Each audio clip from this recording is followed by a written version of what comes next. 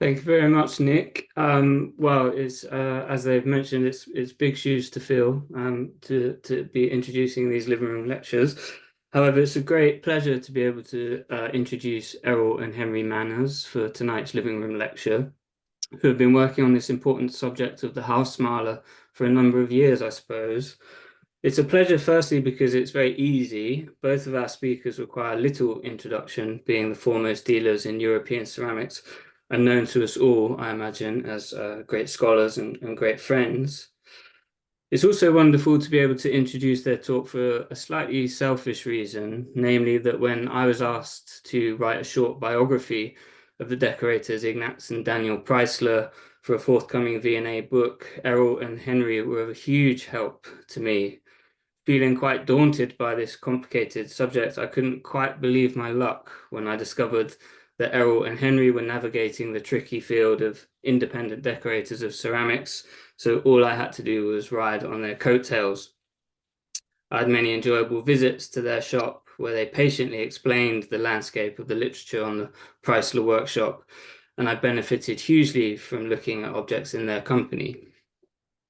But of course, Preisler forms only a very small aspect of the subject that Errol and Henry have made their focus, and their great recent achievement has been the publication of the magisterial catalogue, Decorators of Ceramics and Glass, Independent, Itinerant, and the Hausmaler, which appeared in May of this year, accompanied by an exhibition.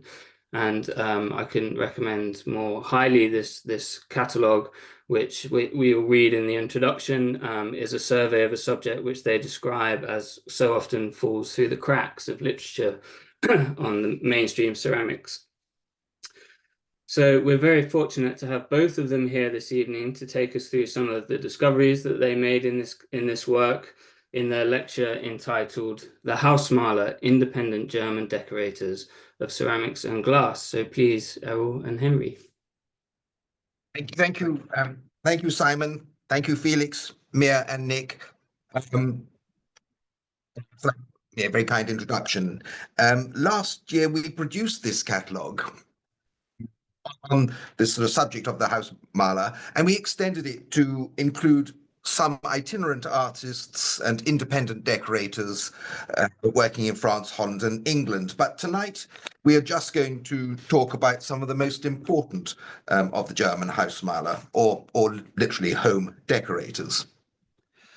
Now, the only major survey of the subject as a whole was published by Gustav Pazaurek in 1925, almost exactly 100 years ago. And he was the director of the Landesgewerbe museums in Stuttgart up to the 1930s. And since then, there have been some very important studies on various aspects of the field, and much newer information has come to light. So it's really the story of enameling and the decoration done in a small muffle kiln in a secondary firing, fusing coloured glass to a vessel at a lower temperature, perhaps around 700 or 800 degrees centigrade. And whilst a full-blown pottery, even more so a porcelain factory, is typically a large-scale industrial concern, requiring sort of kilns, grinding mills, throwing wheels, etc. Enameling with a muffle kiln can be a very small-scale affair, perhaps involving just one decorator or a small workshop. Now, the Comte de Mie gives us an idea of the scale of such a muffle kiln in his L'Art de la Porcelain of 1772. He had entered the service of the Duke of Württemberg, the owner of the Ludwigsburg porcelain factory. And so this treatise on porcelain is thought to be based on the practices of that factory. And he states in his text that in plate 8, fig 1 shows the furnace and muffle oven where the colours are fired onto the porcelain. And in a further footnote, he adds, this furnace has been placed by the graver very inappropriately on a table in plate 8. It must be built of bricks bonded with kiln clay. The walls must start from the ground and rise to the height prescribed in the Mémoire sur les couleurs on page 38, where you will find a description of this kiln as well as the proportions. And on page 38, he describes the structure in some detail and says the brick outer kiln would be about 5.5 to 6 foot high. So not on a table, and presumably outside in a courtyard, a bit more substantial, but of a scale that you could have had at home or in a small workshop. Now, the art of enameling itself is ancient, and it arrived in Germany via the glass of Venice, really, in the 16th century. And by the 17th century, it appeared on the stoneware of Croissant, essentially the same enamels. And I think these may be the earliest enameled ceramics in Europe. And our story of the Hausmaler starts in the mid-17th century on glass, and with the availability of white glazed pottery, a better canvas to paint on. And the place where this all started was Nuremberg. After the devastation of the 30 Years' War, which ended in 1648, Nuremberg bounced back with a period of economic boom, which fostered a demand for precious objects. In around 1660, with this glass, in fact, Johann Schaper was the first artist to transfer the art of Schwarzlot decoration from flat glass to form glass. And this, as I said, is the earliest known dated piece of Hausmaler decoration on glass, and a typical Nuremberg glass shape. Within a few years, he was also producing works on faience. This, along with one other, is his earliest dated bit of decoration on faience, which is dated 1663.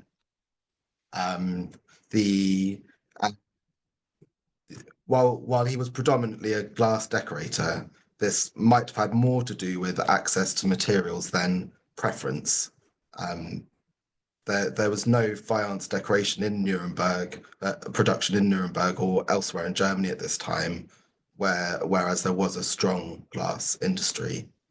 The only white faience available at that point was imported from Holland, and then from around 1660, increasingly from Hanau and Frankfurt.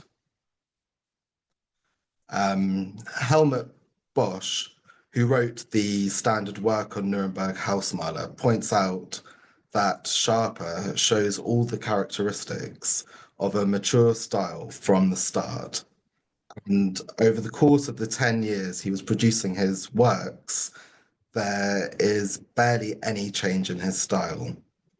One of the distinctive traits of Schaper is that he does not copy his engraved sources slavishly. He adapts them cleverly to suit the form, as in this instance, after the engraving of French artist Gabriel Perel. Although it is obviously quite similar, it's perhaps more evident in some of his other pieces. But again, another piece taken from, copied from Gabriel Perel. And here we have another artist, Helmhack, working at his decorating table, decorating a similar glass, classic Nuremberg glass shape, with the lid at his desk. We haven't actually been able to find a glass by Helmhack, but he clearly was decorating them. And here is a ewer, not quite the same shape as in the engraving, but one that he often does decorated, and one from either the Netherlands or Hanau. After Schaper came a raft of other decorators. We have Hermann Benkert in the top left, Ludwig Faber, bottom left, a piece that's probably by Johann Heel, can't be totally confident. And another in the bottom right by Wolfgang Rossler. The decorators divide into two groups, left and right in this case, who were originally glass enamelers, and others who were goldsmiths. The glass enamelers tended to work in monochrome, whereas the goldsmiths had a better handle of colouring.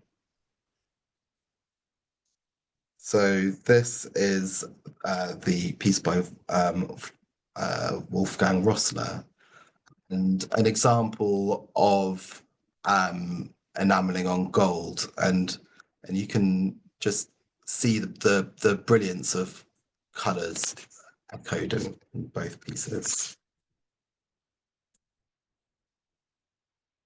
So, right, now we move a little later and far over to Eastern Bohemia, to Kunststadt, or what was Kronstadt. Here we are now in the Czech Republic. And here, Daniel and Ignaz Preisler, father and son, were artists in the service of the powerful noble family of the Counts of Kolorata-Liebstensky. They worked largely in monochrome, black, Schwarzlot, or iron red, highlighted in gold, on Asian, Meissen, and Meissen porcelain, and on Bohemian glass, and also in the different technique of reverse glass painting. They were actually documented, curiously, as serfs of the Kolorats, working from the last quarter of the 17th century to the 1730s. But I think there were serfs and serfs. I think their role really was as court artists, in much the same way that sort of Johann Sebastian Bach was Kapellmeister in courts in Weimar. But unlike those artists in the free city of Nuremberg, the Preislers working for the Kolorats never signed their work. It was done for the glory of the Count and his court, and not the artist. Consequently, there are no signed pieces by either of Daniel or Ignaz, and identifying their individual hands is difficult. And there was at least one other in their workshop, Tobias Hanusch, who was recorded as a porcelain painter on the Kolorat estates at Reichenau. Where particular confusion has arisen is that a certain Herr Preusler was recorded working not far away in Silesia, in Wroclaw, in modern-day Breslau, in 1726 by the chronicler and physician Johann Christian Kundemann. He has been wrongly identified as Ignaz Preisler, but recent studies in Czech archives by Helena Broškova and others in the Decorative Arts Museum in Prague, in this important exhibition catalogue of 2009, have established that Ignaz never left Kunststadt for any length of time. One tentative suggestion is that the Herr Preusler of Breslau is in fact Ignaz's younger brother, Florian Preisler, whose christening in Kunststadt is recorded in 1681, yet no further record of him exists in local archives. Kundemann account states that in Breslau, Herr Preusler only paints in grey or black, and that Herr Preusler has worked for 7 years for a local nobleman, Herr Ernst Benjamin von Lohenstadt, and had decorated over 100 pieces of Oriental porcelain in grisaille and gold for him. So it is possible that some of the pieces that we attribute to Ignaz Preisler are in fact by the Breslau Herr Preusler. But in the absence of any signed pieces, we must look for other evidence. The most important are the 12 glasses that the collector Rudolf von Strasser acquired from the heirs of Reichenau Castle in Kronstadt, the home of the Kolorats in Bohemia. He published these in the Corning Museum Journal in 1973. Strasser argued that the 12 Schwarzlot glasses represent the only tangible basis for attribution of Preisler's work. These are some of them. They are now divided between the Kunstkammer in Vienna and Schloss Ambras near Innsbruck. Strasser gives them to the son, Ignaz, but I don't see why some of them couldn't also be by Daniel, the father, although he was getting rather elderly, dying in 1733 at the age of 97. You can see the very distinctive, typical Preisler borders here and here.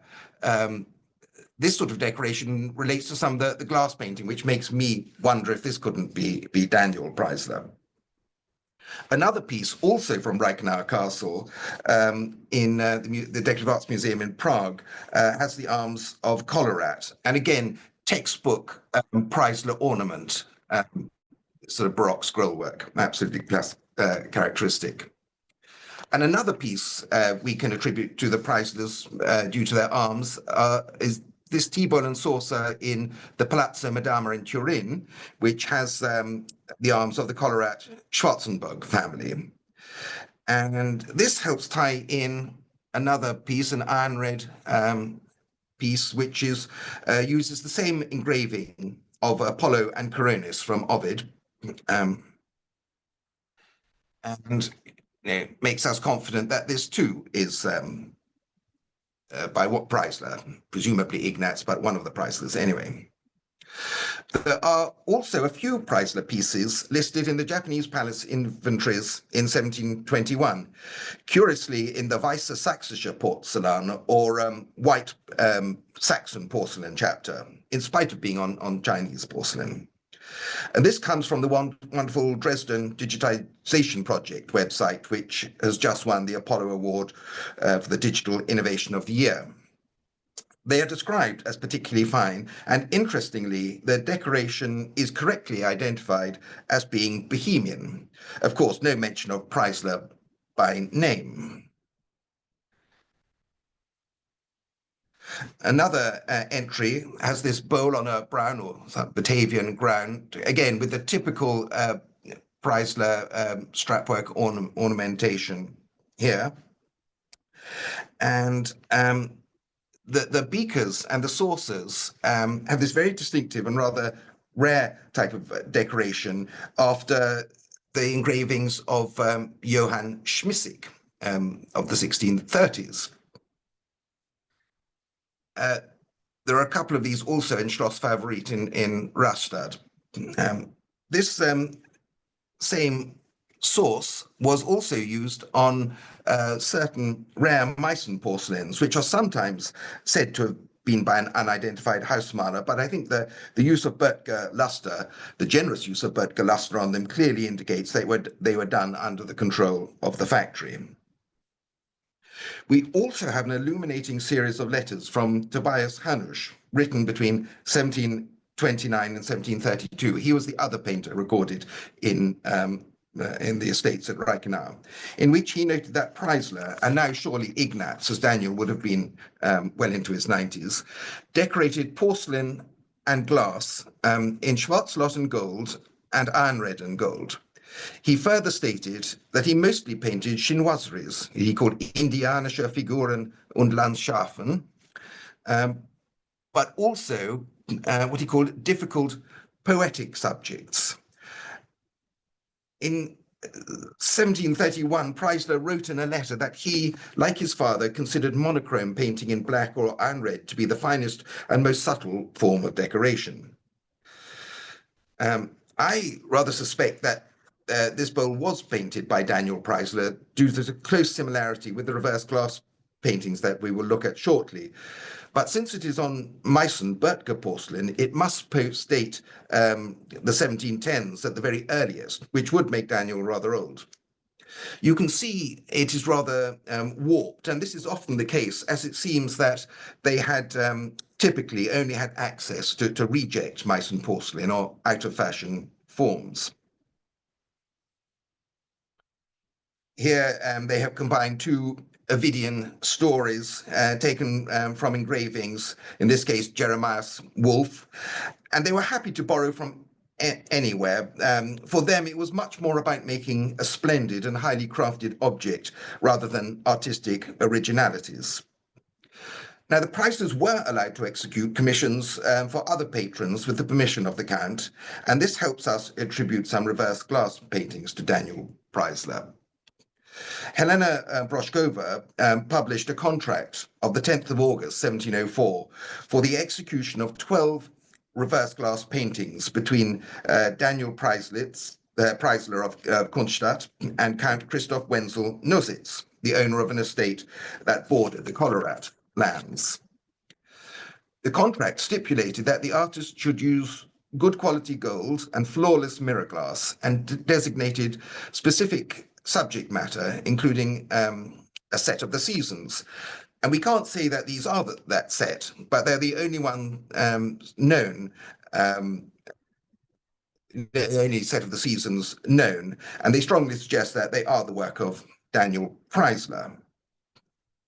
The designs are taken from French engravings by Jean de Poilly after the paintings by Pierre Mignard of around 1680, made for the Chateau of Saint-Cloud. But as Anthony Griffiths has explained to me, some like the Preislers wouldn't be copying these expensive French engravings themselves, but they would be using some of the many rather high-quality pirated versions that would have been published in places like Amsterdam and Augsburg. Incidentally, the lacquer frames are original and can be attributed to Johann Adalbert Kratcheville, who is documented in Bohemia and described as the Kaiserlich Indianischer Kammermaler, or the imperial Indian room painter. Interestingly, Maureen Cassidy Geiger has identified the same source used on 2 pieces of Chinese porcelain, probably by the same hand, and which is typically said to be Ignaz Preisler, but it is probable that the father and son collaborated closely, so difficult to make certain attributions. There's the matching bowl is in the J. Paul Getty Museum.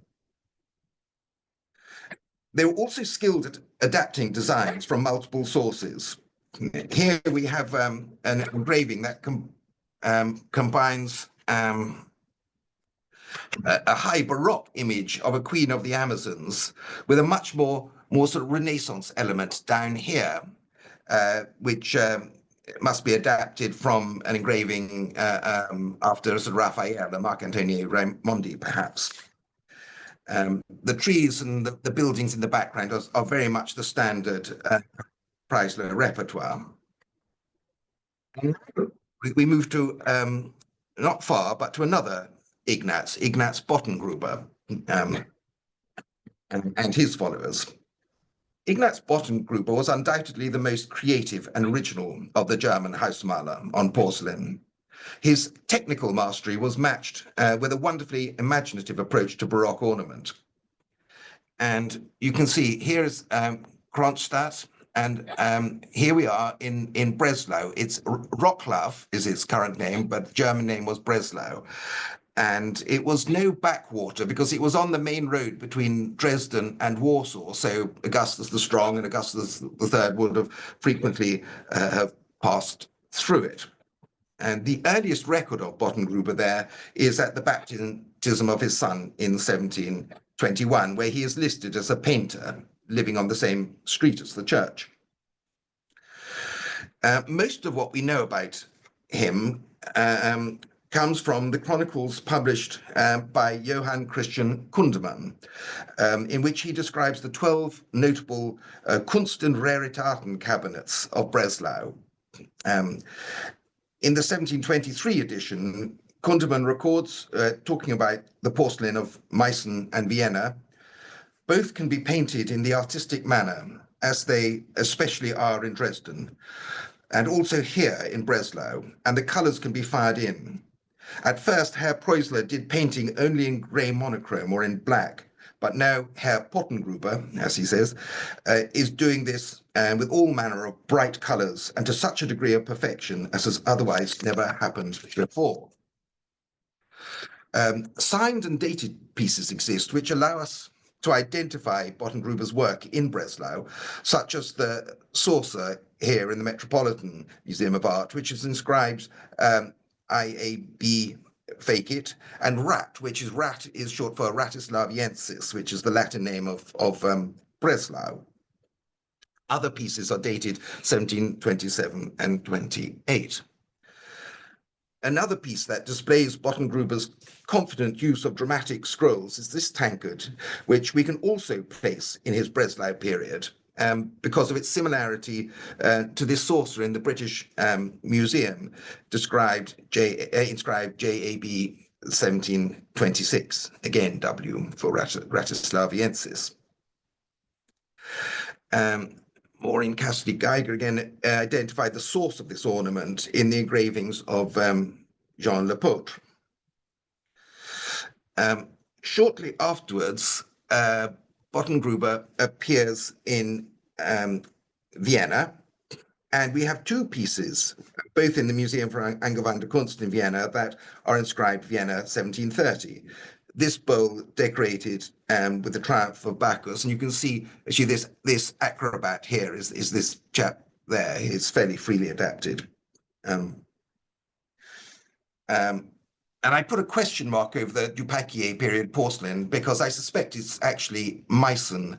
Again, you can see that the warping that was sort of typical of the Preisler pieces.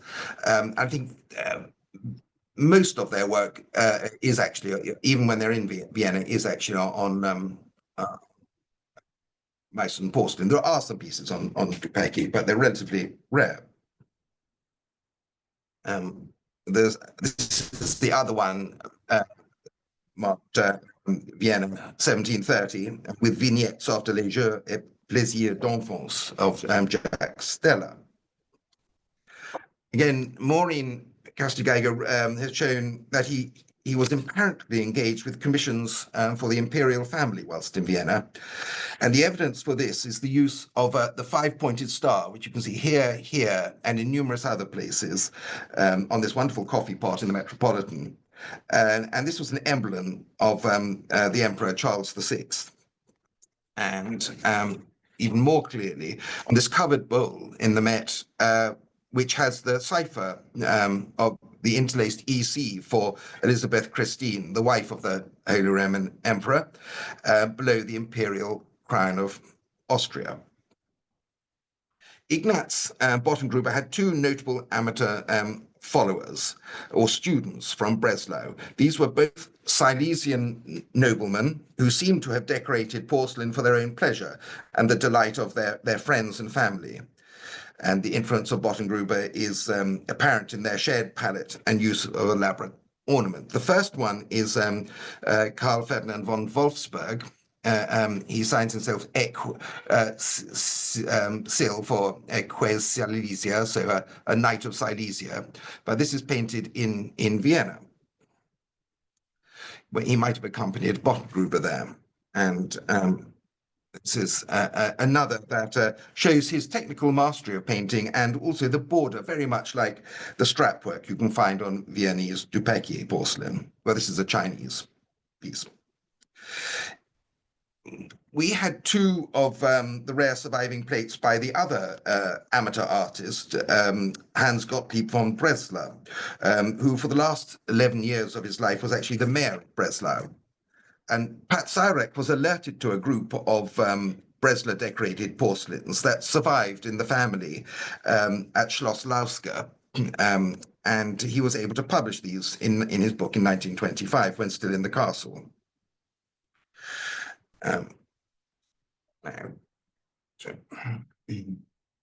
And now to Augsburg, which was one of the most confusing groups to disentangle. Despite, so you can see Augsburg down here, despite being about 440 kilometers away from Meissen and with no connecting river, the links between Meissen and Augsburg were strong. Most of the silver gilt mounts on Meissen tea and coffee wares bear the marks of the Elias Adam workshop of Augsburg, for instance.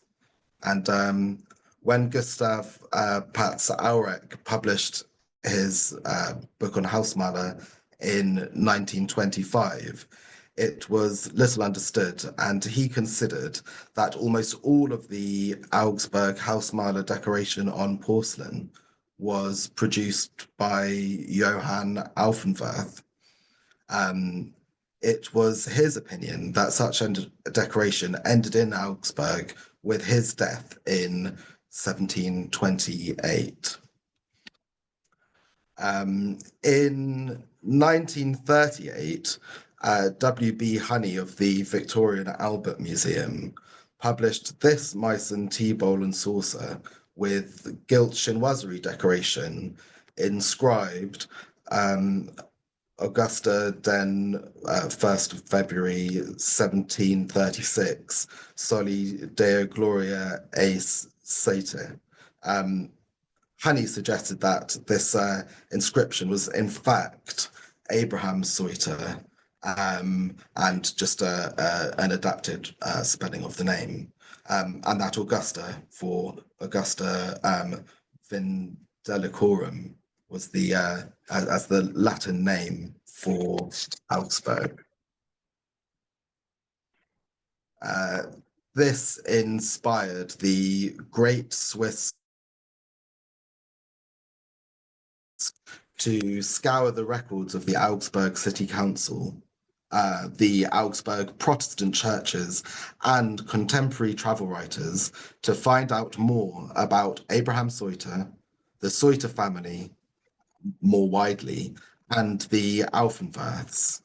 He found that Abraham was recorded as a Kunstmaler, or art painter, and that he was the brother of the already well-known Bartholomeus Soiter. He established that the Soiters ran the most important Hausmaler workshop in Augsburg in the 18th century, in the early 18th century. He also showed that the Aufenwerth decorating workshop did not end with the death of the father, but that it continued under his daughters, Elizabeth Vold and Sabine Hosenestel, until the mid-18th century. In 1971, Ducret published his extensive findings in what is now the seminal book on the subject, Meissen, Porzellan, Bemolten, Augsburg. His astonishing depth of research and dedicated scholarship remains fundamental to our understanding of the subject. But since then, some important facts and documentary pieces have emerged.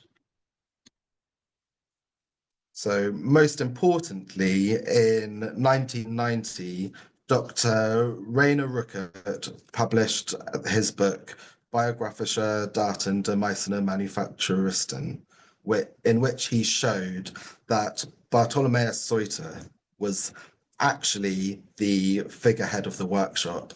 It was him that was contracted by the Meissen factory to decorate porcelain between 1722 and 1729. As we see later, he was actually already decorating Meissen porcelain before that. But he was described as a correspondent or trading partner. He also established that the Soiter workshop was operating before 1726, which is what Ducret had previously assumed. This casts the role of Bartholomeus Soiter and his workshop in a very different light as part of the officially authorized scheme of Meissen factory decoration. In fact, his role was not very different to what was going on in Meissen with the Heroldt workshop and in Dresden with the Funke workshop. For the first decade of the Meissen factory, all of the decoration was being subcontracted out to independent decorators in Dresden. The best known being Georg Funke, but there were others. Ruckert names 6. And even when Johann Gregorius Heroldt arrived from Vienna in 1720 and a factory style began to emerge, he was operating as an independent workshop, albeit from rooms within the castle at Meissen.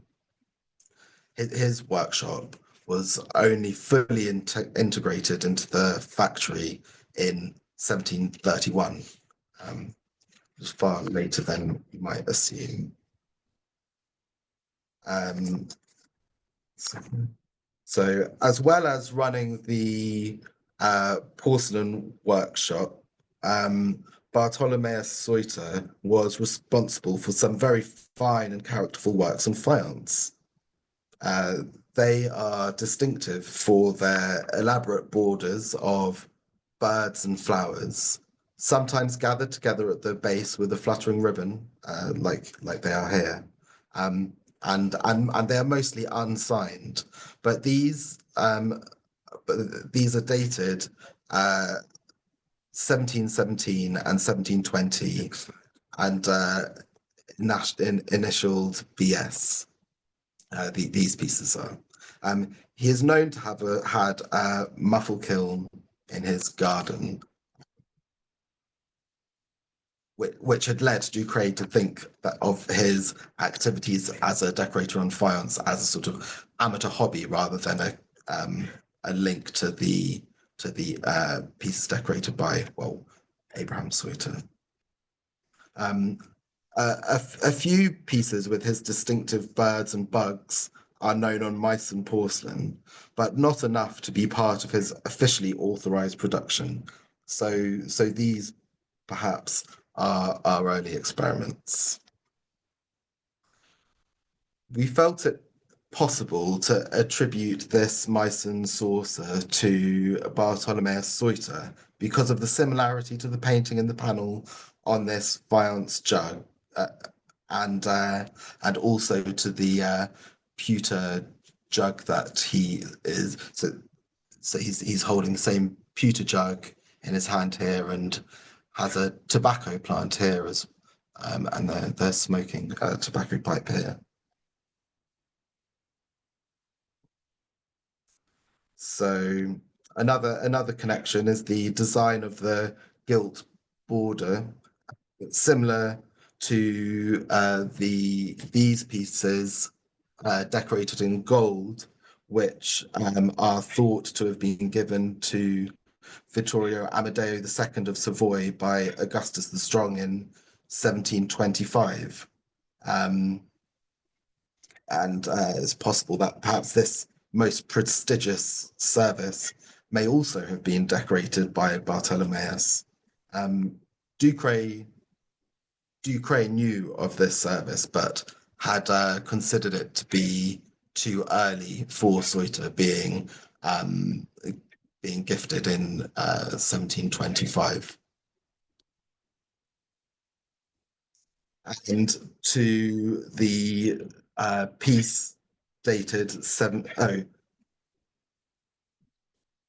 my apologies. Ducret's attributions to Soiter were based on the only two then known signed examples of his work.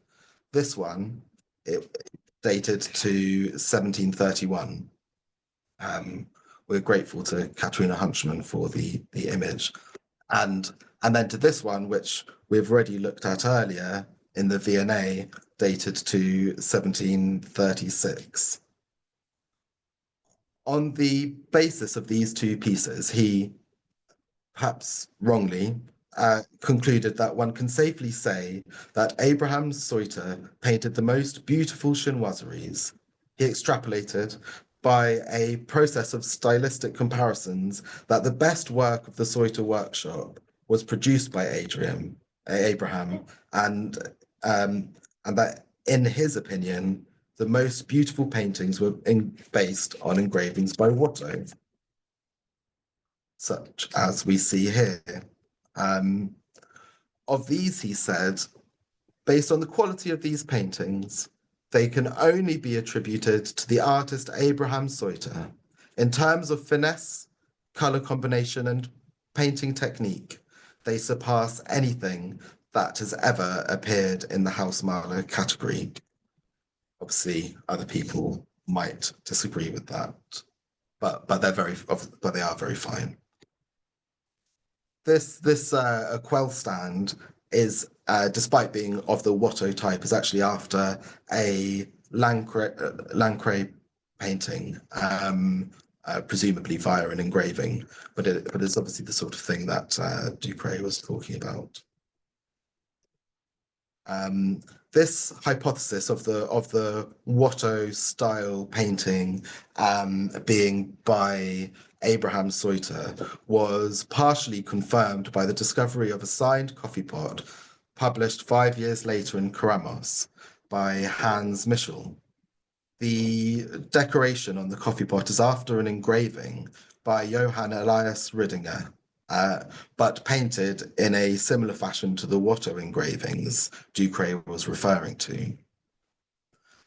Michel commented that, considering the limited information at his disposal, it was a remarkable testament to the scholarly deduction of Ducret that he reached the conclusion of these pieces being decorated by Abraham Soiter.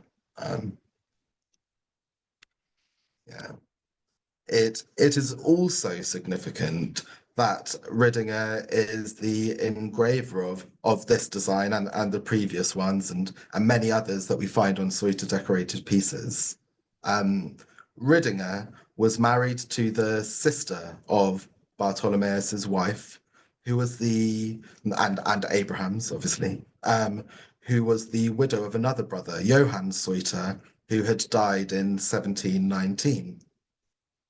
He was also godfather to Abraham Soiter's daughter.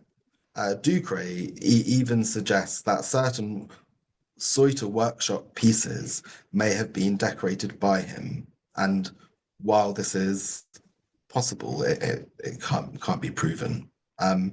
We thank Ronald Lewandowski for these images. With Michel's discovery of the coffee pot, we can confidently take Ducret's suggestion that Abraham was responsible for some of the Watteau designs and credit him with some of the finest work produced by the Soiter workshop, especially in the later years, as the workshop seems to have ended with his death in 1747. However, it does leave the question open of what might have been decorated by Bartholomeus and also his brother Johann Paulus, whose work remains unknown. A complication which Ducret recognized is that it is very difficult to draw a convincing chronology for the work from the Soiter workshop. There is a distinct absence of signed or dated pieces between 1717 and 1731. It is probable that the practice of signing wares was forbidden under the arrangements with the Meissen factory. I think there are only 3 dated Soiter workshop pieces. The 2 Meissen examples that we have highlighted of 1731 and 1736, and this gold decorated dish of 1732 from a totally remarkable service in the Bayerisch National Museum, again after a Ridinger engraving. They are all of these dated pieces are relatively late in the timeline and from after their formal arrangements with Meissen had ended. That there are only a very small number of pieces which we can positively date to the earlier period in the 1920s. Such as this eagle teapot and other associated teapots. Sebastian Kuhn published a Meissen gold-decorated Adlercan or eagle teapot in a Meissen inventory of 1721. Since all the known gold decorated examples of this form are from the Soiter workshop, there is one actually from the Alfenwerth workshop, but all from Augsburg. This suggests that it is one of their earliest productions. We also have the service given to Vittorio Amadeo of Savoy in 1725. And now briefly onto the other Augsburg workshop of the Alfenwerths, which was established by Johann Alfenwerth, a silversmith and enameler. There are only a few pieces that we know of which are signed by him, including this group of 5 gilt chinoiserie tea bowls and saucers bearing the initials IAW in Schloss Lustheim. And this beaker and saucer in the British Museum. He taught the art of decorating porcelain to his daughters, Anna Elizabeth Wold and Sabine Hosenestel. That there's been much effort made in trying to distinguish the work of the Alfenwerth sisters, but as suggested by Langlo Porcelain, it's probably more helpful to think of them as a single workshop, especially considering that they shared a studio together. So this piece is from the Hosenestel service made for the wedding of Sabine Alfenwerth in 1731. So it has been tempting to associate this sort of decoration with Sabine rather than Elizabeth in the past. And the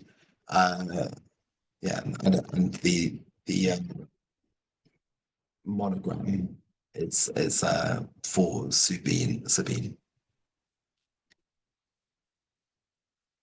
And here is another piece with the very similar decoration, but a cipher that is quite clearly an EW for Elizabeth Wold.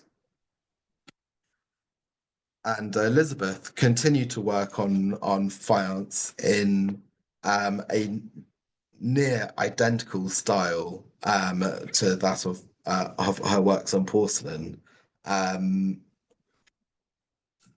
The teapot in the right is on Königsberg faience, and there are 2 dated tankards in actually in a completely different type of decoration that are dated to 1748, but that sort of bookmarks the end of their dated pieces. So it's clear that there's an overlap between the styles of the 2 sisters, and it seems likely that they collaborated on much of their work. And here is a large AR vase which we found for the catalogue, painted to the fore with an image of the peacock pheasant from China after the engraving from George Edwards's Natural History of Uncommon Birds, which was originally published in 1743. The strap work border patterns around the neck and the base of the vase are painted in the distinctive style of the Alfenwerth workshop. The top close-up is taken from the Hosenestel service, which, as we discussed, was produced for Sabina Alfenwerth's wedding. The second bottom close-up is from the Königsberg vase, pictured on the right. So on to Bayreuth. And from around 1735, located a little bit above Nuremberg, Bayreuth became a major center of Hausmaler decoration. There are a number of artists who were working there at the time. However, the main name we think of is Johann Friedrich Metsch, who was active active in Bayreuth between 1735 and 51. There are only a handful of signed and dated pieces by him with his name in full, stating that they were made in Bayreuth. And like here, they are all decorated with continuous scenes and display a particularly accomplished understanding of enamels.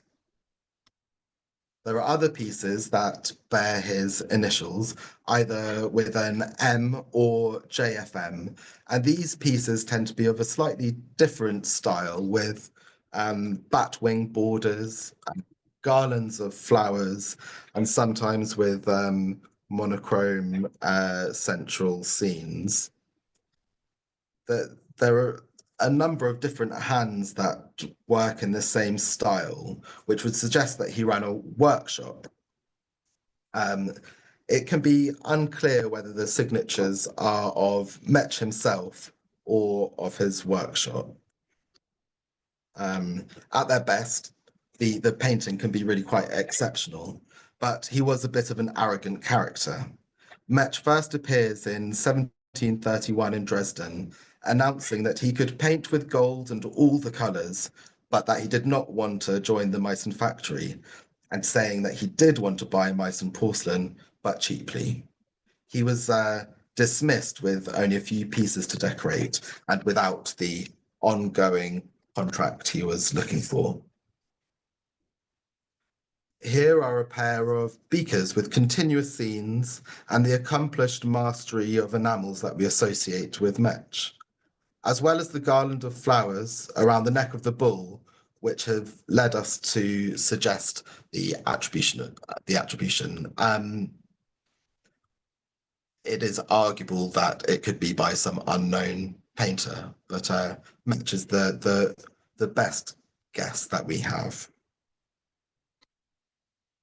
And here you can see the engraving that it came from. So finally, back to Bohemia with another father and son outfit and one of the most prolific Hausmaler workshops, the Meyers of Presnitz. F. Meyer, the father, and Franz Ferdinand Meyer, the son. There is a large body of work in their distinctive style and palette, often with elaborate gilt borders like on this basin. The few known signed pieces are by the Meyers themselves, the earliest dated piece being signed by the father F. Meyer in 1747.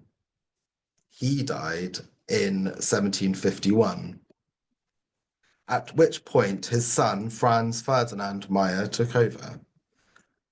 In this period, we know of two particularly fine plaques signed and dated rather elaborately by the son. This one is in the V&A, and another that describes himself as an oil and porcelain painter.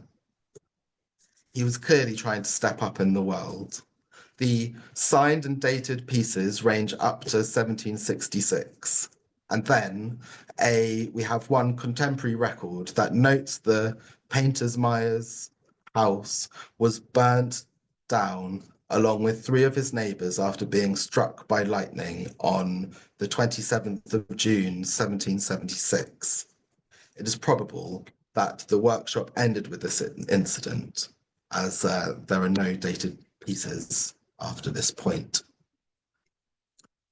Which brings us to the end of our lecture.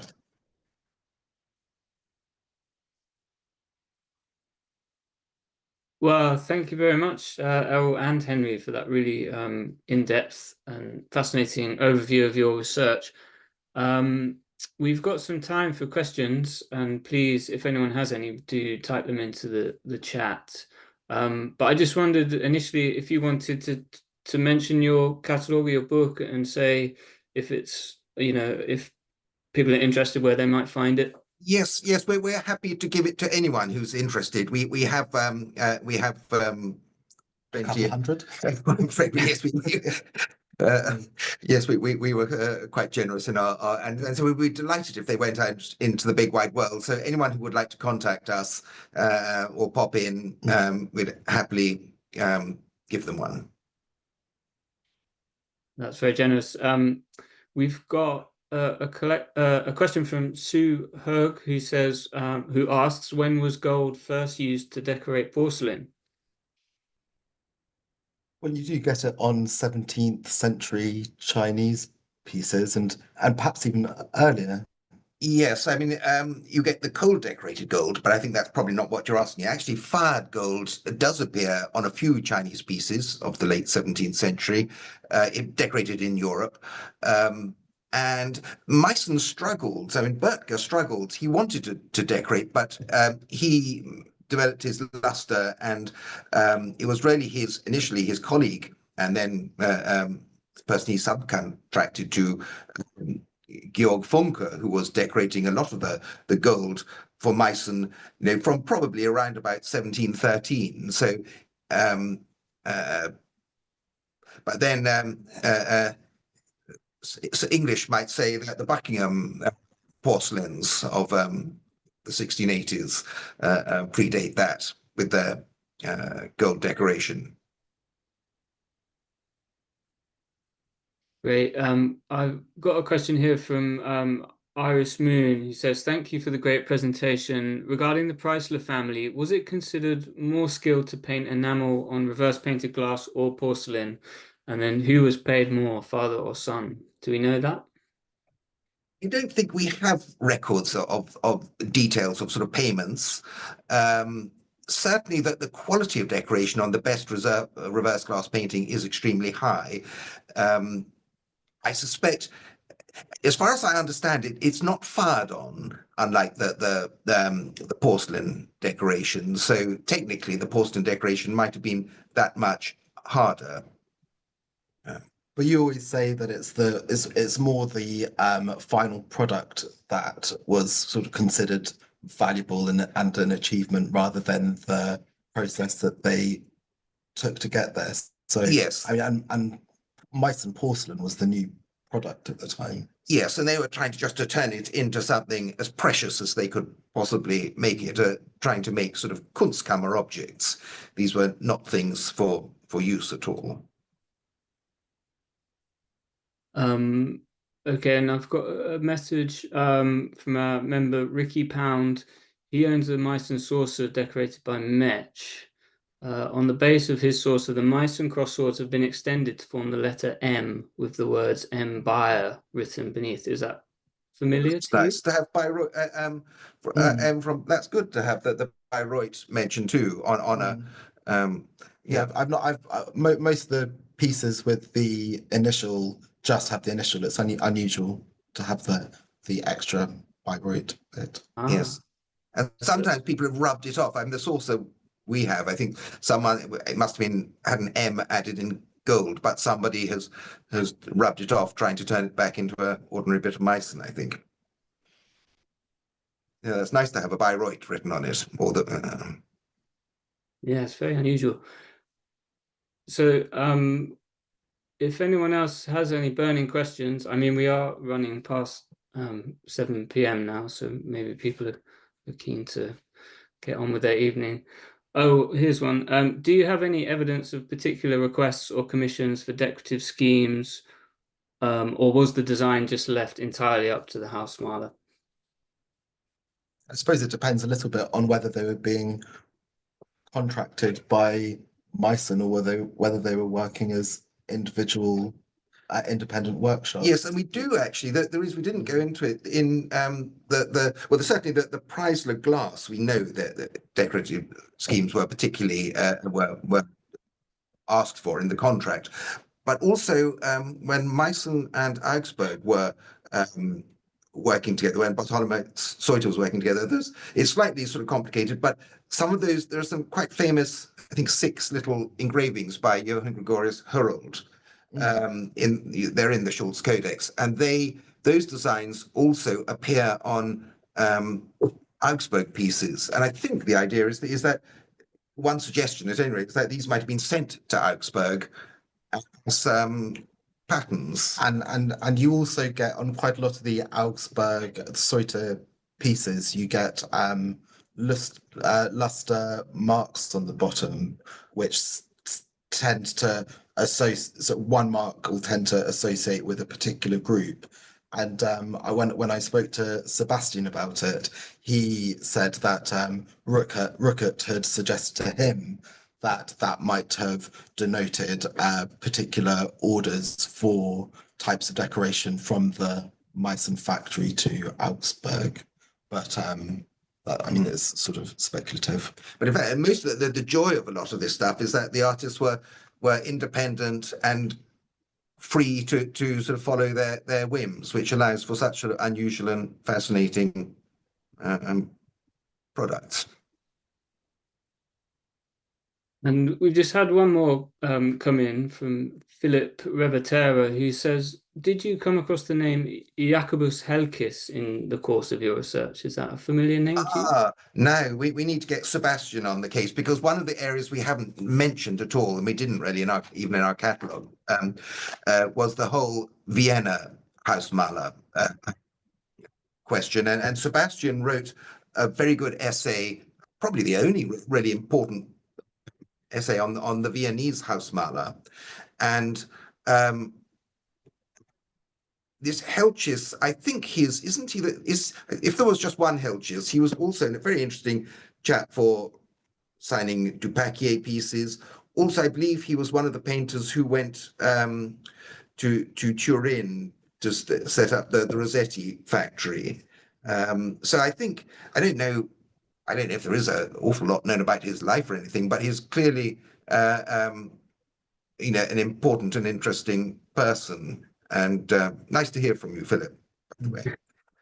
But you'll find more about that. Sorry, you'll find more about that in that catalogue that Sebastian contributed to. I think yes, Fired by Passion, Sebastian wrote an essay on the Viennese Hausmaler. I think he would have written something there.